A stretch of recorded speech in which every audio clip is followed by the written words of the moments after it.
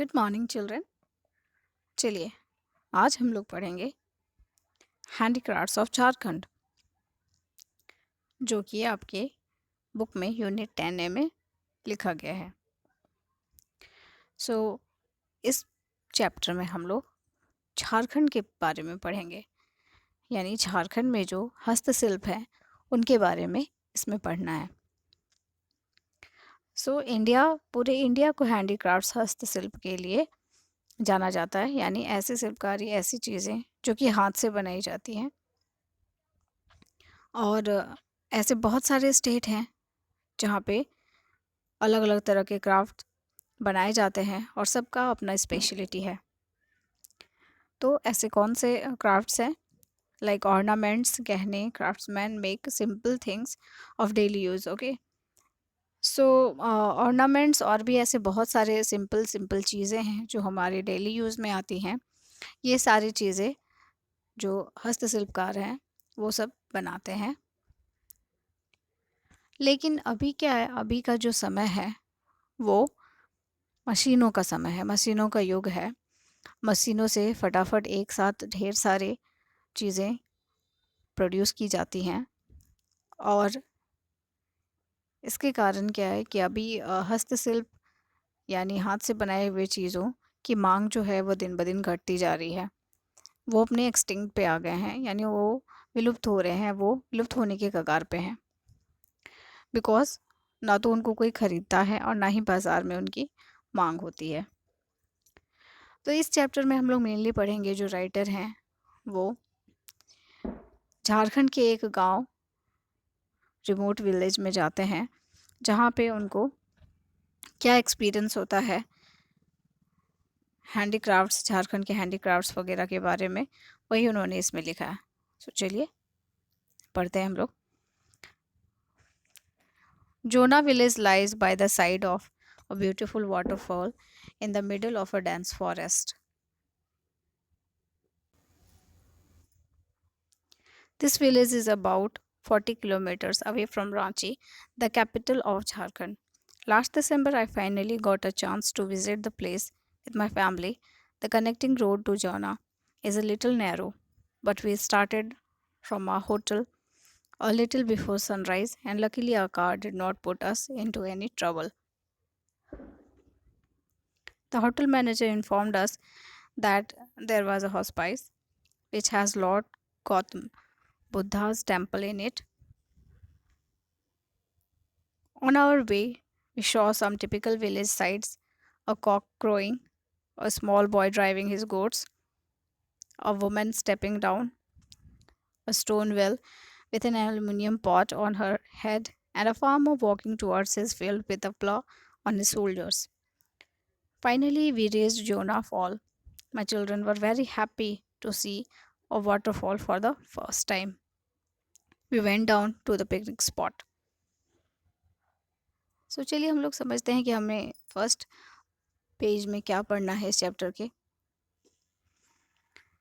जैसे कि मैंने बोला कि जो राइटर हैं वो बताते हैं कि वो झारखंड के एक गांव जोना में वो यात्रा करते हैं। जोना एक बहुत ही सुंदर सा गांव है जो कि जंगल के बीच में है और जोना फॉल के साइड में है, यानी जोना फॉल जोना विलेज के साइड में ही है। और ये जोना विलेज कहाँ है? ये रांची से 40 किलोमीटर दूर है। और यहाँ पे राइटर बता रहे हैं कि उनको लास्ट दिसंबर, यानी जब वो लिख रहे थे तो उसकी लास्ट दिसंबर वो वहाँ पे विज़िट किए थे अपनी फैमिली के साथ। उसके रास्ते के बारे में वो बताते हैं कि बहुत नैरो है, बहुत संकीर्ण है। वो अपने होटल से सनराइज़ से पहले निकल गए और उनकी कार जो है वो पूरा साथ दी इसमें, उनको जोना तक पहुँचने में। उनको मैनेजर ने ये भी बताया था कि वहाँ पे एक हॉस्पाइस यानी टूरिस्ट रेस्ट हाउस भी है, जिसमें कि लॉर्ड गौतम बुद्धा का टेम्पल भी है उसमें। देन वो बताते हैं कि कैसे जोना विलेज तक आते आते उनको बहुत सारे टिपिकल विलेज साइट्स दिखाई दिए, जैसे कि एक कॉक जो है वो क्रोइंग कर रहा था। देन एक स्मॉल बॉय अपने गोट्स को ड्राइव कर रहा था। एक वुमेन को भी उन्होंने देखा जो स्टोन वेल से एलुमिनियम पॉट पे पानी ला रही थी। देयर आफ्टर फार्मर जो अपने फील्ड की ओर जा रहा था। ये सारी चीज़ें जो हैं वो देखते हुए फाइनली जोना फॉल तक पहुँचे। उनके चिल्ड्रन जो हैं वो बहुत हैप्पी थे, बहुत खुश थे, बिकॉज़ वो फर्स्ट टाइम वाटरफॉल आए थे। देन वे पिकनिक स्पॉट भी गए। नाउ आगे चलिए पढ़ते हैं। While my wife and children were busy enjoying nature's beauty, I thought of capturing the beauty scenes in my camera. So I climbed up the Rocky Mountains. But as I walked up the other side of the rocks, I heard the sound of a chisel on wood. Following the sound, I started walking along the rocky path towards the thatched houses. As I came round the corner of a broken wall, I saw a man sitting on the ground, and by his side were some logs of wood. They were freshly cut. They were freshly cut and wet with sap. I asked his name, and he answered Chaka. He did not raise his head even for a moment as he walked on a flat piece of wood with his tiny chisel. Beside him lay beautiful wooden spoons and a bowl. Then I asked him what he was making, to which he replied that he was making a mini sword. He also added that his son sold those handicrafts of the tourists to the tourists who visited the waterfall every day. I brought several of the beautiful wooden items of gift to gift my friends back home. I still remember the smile on Charka's face. Now one of my office friend Umesh was very happy to see those handicrafts as they reminded him of his childhood days spent in that place. He also gave me interesting information about some of the dying handicrafts of Jharkhand. I really wished that I could do something to save these wonderful crafts. तो आगे क्या होता है, जब writer की wife और उनके बच्चे वहाँ के नेचुरल ब्यूटी को एंजॉय कर रहे होते हैं, देन उन्होंने सोचा कि वो माउंटेन्स पे जाके और कुछ फ़ोटोज़ ले लें। तभी उनको एक आवाज़ सुनाई देती है। ऐसे लग रहा था जैसे कोई छेनी की आवाज़ है और वो लकड़ी पे मारा जा रहा है। सामने वो जब उसके गए आवाज़ को फॉलो करते हुए, तो उनको बहुत सारे कच्चे मकान जो कि घास फूस के बने हुए थे वो सारे दिखे उनको। देन फाइनली वो उस जगह पे पहुँचे जहाँ उन्होंने देखा कि एक ट्री को हाल फिलहाल ही काटा गया है और एक आदमी जो है वो लकड़ी के एक छोटे से टुकड़े से कुछ बना रहा है। उन्होंने उसका नाम पूछा तो उसने बताया कि उसका नाम चरका है, बट वो बिना ऊपर देखे अपना नाम बताता है बिकॉज़ वो अपने काम में बहुत बिज़ी था। देन राइटर जो हैं उनको दिखता है कि वहाँ पे बहुत सारे वुडन स्पून्स और बॉल रखे हुए हैं। देयर आफ्टर चरका उनको बताता है कि ये सारी चीज़ें वो उन लोगों को बेचते हैं, उनका सन उन लोगों को बेचता है जो कि वाटरफॉल देखने आते हैं, घूमने आते हैं। देयर आफ्टर राइटर जो हैं अपने साथ काफ़ी सारी चीज़ें वहाँ से ख़रीद के ले आते हैं और उनका एक ऑफिस फ्रेंड है उमेश, जो कि उन सारी चीज़ों को देख के बहुत खुश होता है और अपने जगह के बारे में, अपने जगह यानी झारखंड के बहुत सारे डाइंग हैंडीक्राफ्ट्स के बारे में भी बताता है, यानी जो अब विलुप्त होने के कगार पे हैं, यानी वो ख़त्म हो रहे हैं। चलिए अब समझते हैं कि कुछ कौन से ऐसे हैंडीक्राफ्ट्स हैं जो कि झारखंड के हैं और वो बहुत ही दयनीय स्थिति में हैं, यानी उनकी हालत ख़राब है। Then the first one is wooden toys of Tupudana. The craftsman of Tupudana near the capital city of Ranchi makes very unusual wooden toys that are completely abstract. They are tall pieces of wood painted to look like human figures with angular lines but no separate limbs. Hands are indicated only by painting lines on body. So यहाँ तुपुदाना जो रांची में ही है, okay. सो वहाँ के एक wooden toy की speciality के बारे में बताया जा रहा है, यानी वुड से वहाँ पे टॉय बनाया जाता है जो कि एक बड़े से लकड़ी के टुकड़े पे ह्यूमन फिगर बनाया जाता है। आप पिक्चर में देख सकते हो। और उसके कोई लिम्स नहीं होते हैं, सारे के सारे काम जो हैं वो लकड़ी से किया जाता है और उनको पेंटिंग करके सारी चीज़ें आकृतियाँ दी जाती है और वो पूरे कम्प्लीटली एब्स्ट्रैक्ट होते हैं, यानी पूरे भावात्मक होते हैं, उनमें बहुत सारा भाव झलकता है, उनको ऐसा बनाया जाता है, इतना अट्रैक्टिव। साथ ही साथ हम लोग वुड क्राफ्ट के बारे में भी जानते हैं, चलिए। Besides toys, the craftsman make all kinds of wood and articles for household requirement. The abundance of wood in the forest is the main reason for the spread of woodcraft. But in the present time, the low demand of such handicrafts in the local markets is forcing the poor craftsmen to look out for other means of living. So, woodcraft यानी would say बनी हुई चीज़ें, कलाकृतियाँ।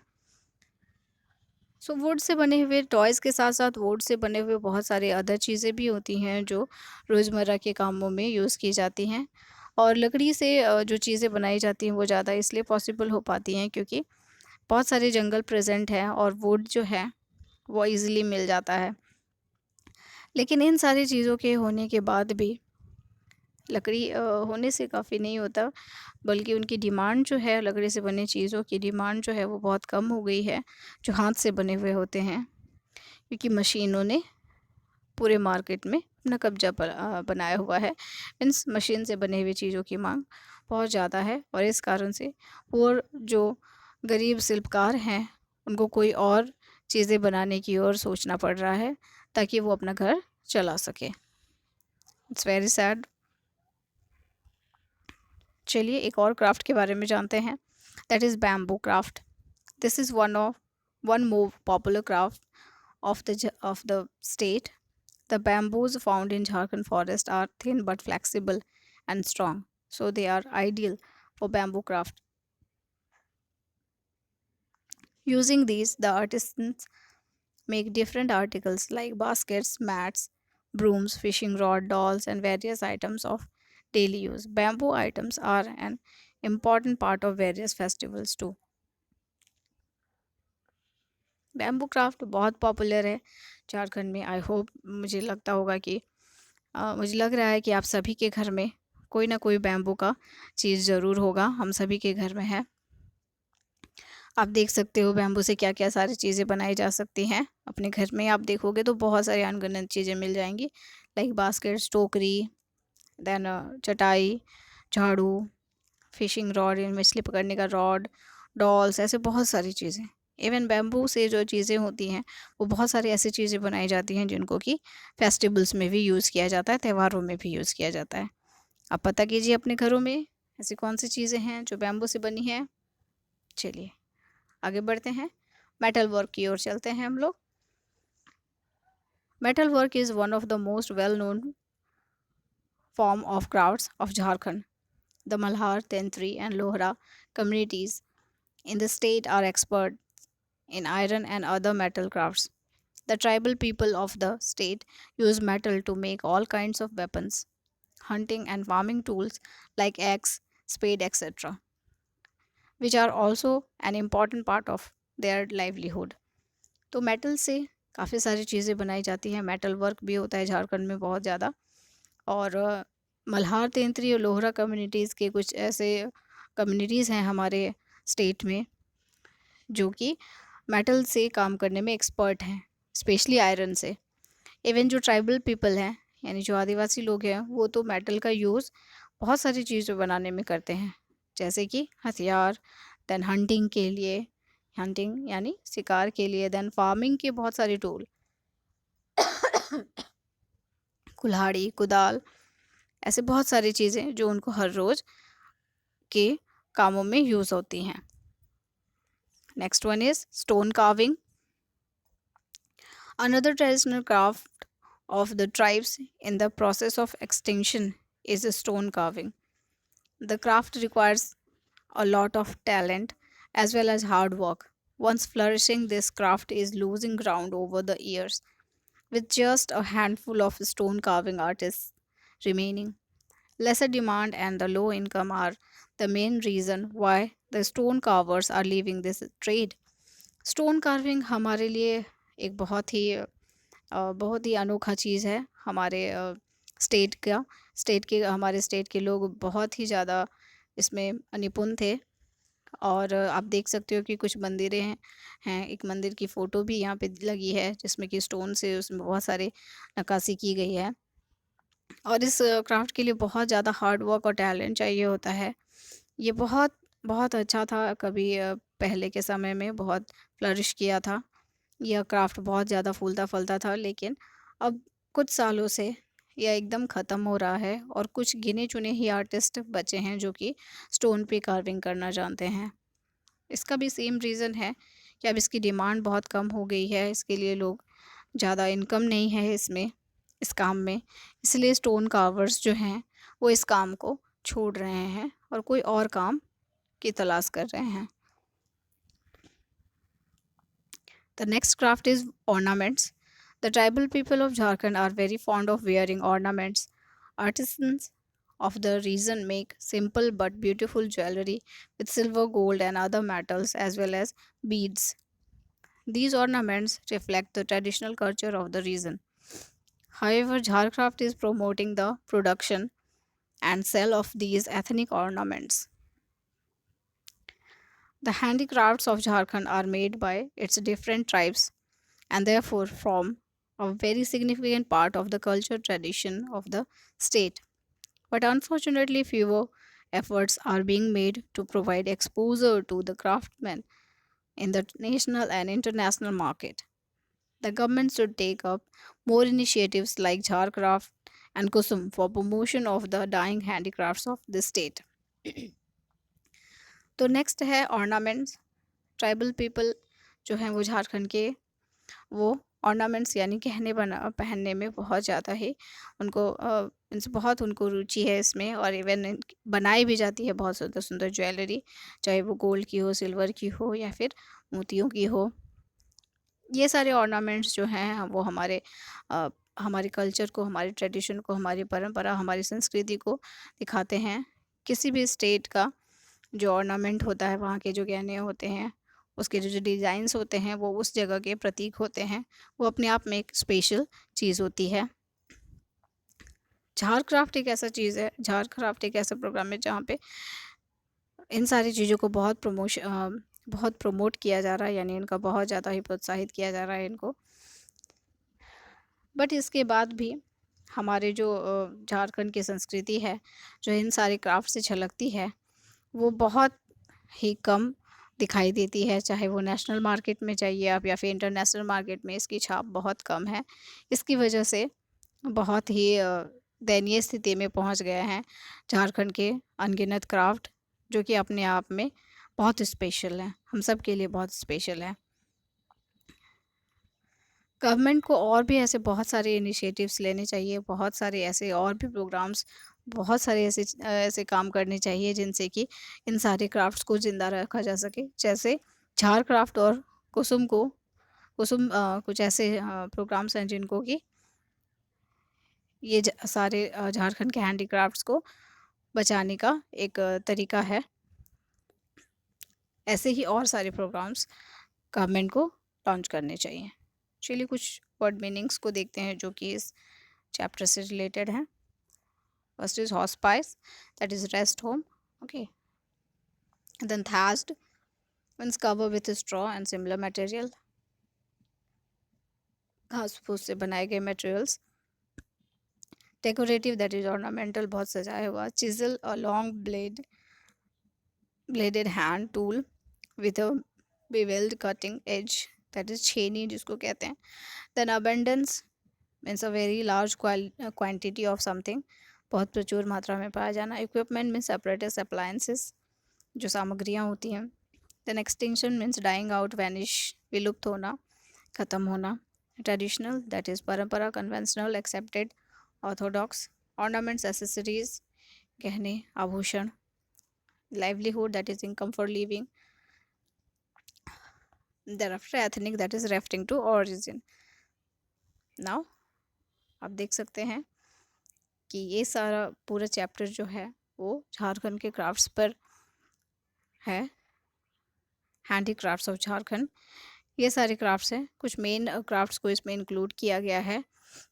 और हम सबको प्रयास करना चाहिए कि इन सारे हैंड से बनाए हुए चीज़ों को हम लोग जब कभी भी मार्केट में जाएं और हमें ख़रीदने का मौका मिले तो हम इन्हें ज़रूर ख़रीदें, ताकि इनको प्रिज़र्व किया जा सके, ताकि जो लोग इनको बनाते हैं इतनी मेहनत से उनको भी इसका लाभ मिल सके और हमारी संस्कृति और हमारी परंपरा जो है वो जीवित रहे। और जब तक हम सब मिल के इसका प्रयास नहीं करेंगे तब तक ये पॉसिबल नहीं है कि बहुत दिनों तक जीवित रह सके। हो सकता है हमारी आगे आने वाली पीढ़ी इन सारी चीज़ों को कभी देख ना पाए। तो गवर्नमेंट के साथ साथ हम सबको भी जागरूक होना चाहिए कि हम इन सारे हैंडीक्राफ्ट्स को सेव कर सकें। आई होप आप ये पूरे चैप्टर को समझ गए होंगे। This is all about handicrafts of Jharkhand. So thank you for listening.